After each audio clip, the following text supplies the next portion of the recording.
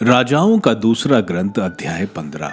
यूदा में अजर्या का शासन। इज़राइल के राजा यरोबाम के 27वें वर्ष अमस्या का पुत्र अजर्या यूदा का राजा बना। जब वह शासन करने लगा तो वह 16 वर्ष का था। उसने यरूशलेम में 52 वर्ष तक शासन किया। उसकी माता का नाम यकोल्या था, वह यरूशलेम की थी। उसने अपने पिता अमस्या की तरह वही किया जो प्रभु की दृष्टि में उचित है, किंतु पहाड़ी पूजा स्थान नहीं हटाए गए। लोग वहां बलिदान चढ़ाते और धूप देते रहे। प्रभु ने अजर्या को कोढ़ी बना दिया। वह जीवन भर कोढ़ी रहा और उसे एक अलग मकान में रहना पड़ा। इस समय राजा का पुत्र योताम राजभवन का प्रबंध करता और देश के लोगों पर शासन करता था। अजर्या का शेष इतिहास और उसका कार्यकलाप यूदा के राजाओं के इतिहास ग्रंथ में लिखा है। अजर्या अपने पूर्वजों से जा मिला और उनके साथ दाऊद नगर में दफनाया गया। उसका पुत्र योताम उसकी जगह राजा बना। इज़राइल में जकरिया का शासन। यूदा के राजा अजर्या के 38वें वर्ष यरोबाम का पुत्र जकरिया इज़राइल का राजा बना। उसने समरिया में 6 महीने तक शासन किया। उसने अपने पूर्वजों की तरह वही किया जो प्रभु की दृष्टि में बुरा है। नाबाट के पुत्र यरोबाम ने इज़राइल से जो पाप करवाए थे उनसे जकरिया विमुख नहीं हुआ। याबेश के पुत्र शलूम ने उसके विरुद्ध षड्यंत्र रचा। उसने लोगों के देखते देखते उस पर आक्रमण कर उसका वध कर दिया और वह उसके स्थान पर स्वयं राजा बना। जकरिया का शेष इतिहास इज़राइल के राजाओं के इतिहास ग्रंथ में लिखा है। इस प्रकार येहू से कहे हुए प्रभु का यह वचन पूरा हो गया। तुम्हारे वंशज 4थी पीढ़ी तक इज़राइल पर शासन करेंगे। इज़राइल में शलूम का शासन। यूदा के राजा उजिया के 29वें वर्ष याबेश का पुत्र शलूम राजा बना। उसने समरिया में 1 महीने तक शासन किया। गादी का पुत्र मनहेम तिर्सा से समरिया आया और उसने याबेश के पुत्र शलूम को समरिया में मार डाला और वह उसके स्थान पर स्वयं राजा बना। शलूम का शेष इतिहास और उसके षड्यंत्र का वर्णन इज़राइल के राजाओं के इतिहास ग्रंथ में लिखा है। उस समय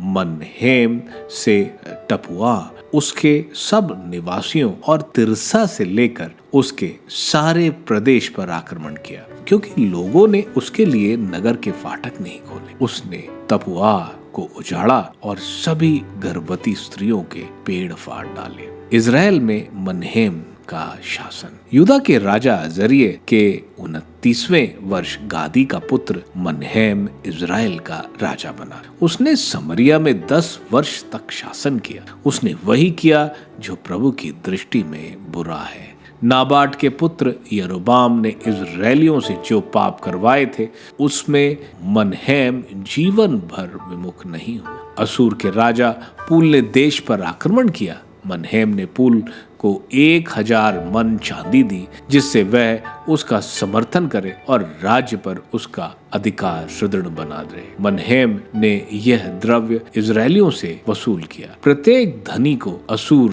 के राजा के लिए 50 शेकल देने पड़े। इसलिए असूर का राजा इज़राइल छोड़कर अपने देश लौट गया। मनहेम का शेष इतिहास और उसका कार्यकलाप इज़राइल के राजाओं के इतिहास ग्रंथ में लिखा है। मनहेम अपने पूर्वजों से जा मिला और उसके स्थान पर उसका पुत्र पकजा राजा बना। इज़राइल में पकजा का शासन। यूदा के राजा अजर्या के 50वें वर्ष मनहेम का पुत्र पकिया समरिया में इज़राइल का राजा बना। उसने 2 वर्ष तक शासन किया। उसने वही किया जो प्रभु की दृष्टि में बुरा है। नाबाट के पुत्र यरोबाम ने इज़राइल से जो पाप करवाए थे उनसे पकैया विमुख नहीं हुआ।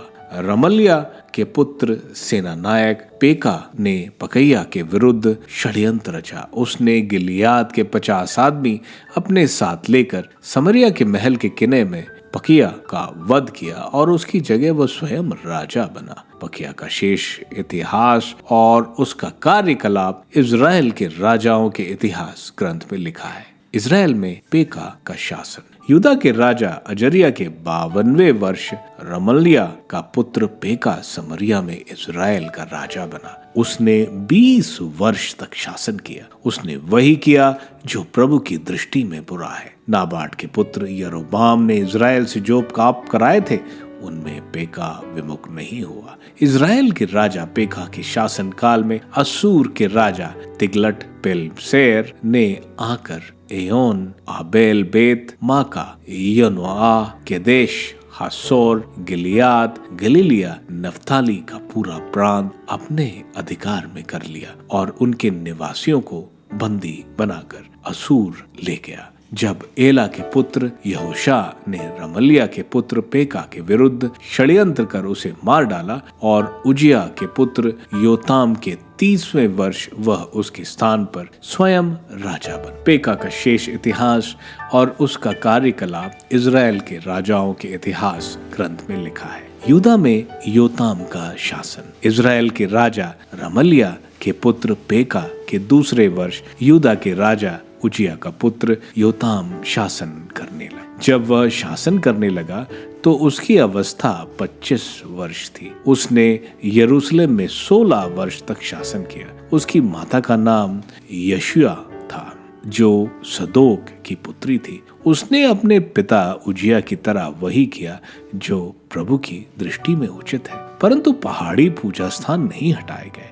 लोग वहां बलियां चढ़ाते और धूप देते रहे। उसने प्रभु के मंदिर का ऊपरी फाटक बनाया। योताम का शेष इतिहास और उसका कार्यकलाप यूदा के राजाओं के इतिहास ग्रंथ में लिखा है। प्रभु उसके शासन काल में अराम के राजा रसीन को और रमल्याह के पुत्र पेका को यूदा पर आक्रमण करने भेजने लगा। योताम अपने पौत्रों से जा मिला और अपने पूर्वज दाऊद के नगर में अपने पूर्वजों के पास दफनाया गया। उसका पुत्र आहाज उसकी जगह राजा बना।